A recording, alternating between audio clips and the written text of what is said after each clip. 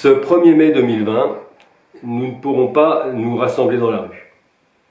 Les raisons d'occuper l'espace public sont pourtant nombreuses dans cette période où la pandémie se répand dans le monde entier et révèle de manière tragique les dérèglements du capitalisme néolibéral et productiviste. Bien sûr, les impératifs de santé publique seront à l'honneur de ce 1er mai. La FSU, avec d'autres, appelle à manifester la solidarité avec ces travailleurs, ces travailleuses, eux dont les activités continuent, souvent sans le matériel de protection nécessaire. Il faut que la santé de tous et de toutes soit une priorité maintenant et après le 11 mai, date annoncée de sortie du confinement, alors même que les conditions sanitaires ne sont pas réunies. Solidarité aussi avec les invisibles, ceux que la crise a pourtant révélés comme indispensables, ainsi qu'avec les précaires et les sans-abri, sans-papiers, dont la situation s'est dramatiquement aggravée pendant la crise. Toutes les mesures d'urgence nécessaires doivent donc être prises pour lutter contre les inégalités sociales que cette crise a exacerbées. Le rôle et l'importance du service public ont été mis en évidence, et ce malgré les dégradations qu'il subit depuis des décennies. Cette crise doit servir de point d'appui pour rompre avec les politiques de restriction budgétaire et de privatisation. Lors de ce 1er mai, nous manifesterons aussi pour obtenir un plan de développement de tous les services publics et une revalorisation de ces métiers. Le monde d'après doit appliquer l'égalité professionnelle entre les hommes et les femmes.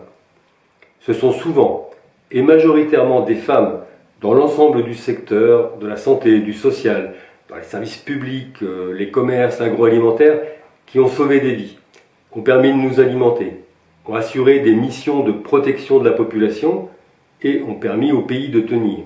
Et pourtant, les femmes, on le sait bien, sont toujours bien moins payées que les hommes. Il est temps de reconnaître leur investissement. Le monde d'après ne doit pas non plus se solder par de nouvelles régressions des droits démocratiques. La stratégie du choc qui permet l'expérimentation grandeur nature de projets difficiles à faire passer autrement pourrait permettre la mise en place de la surveillance généralisée de la population. La vigilance et la résistance s'imposent à tous les défenseurs des libertés publiques. Il faut aussi que la lutte contre le changement climatique et la protection de la biodiversité soient des priorités pour le plan de relance de l'économie et qu'elles soient à la mesure de l'urgence climatique. Même confinés, manifestons tous et toutes à l'occasion de ce 1er mai, depuis chez soi, avec des pancartes, des banderoles et sur les réseaux sociaux. Rendons visible, exprimons ce que nous voulons, en France comme ailleurs. Un changement de cap radical pour un futur écologique, social, féministe et démocratique.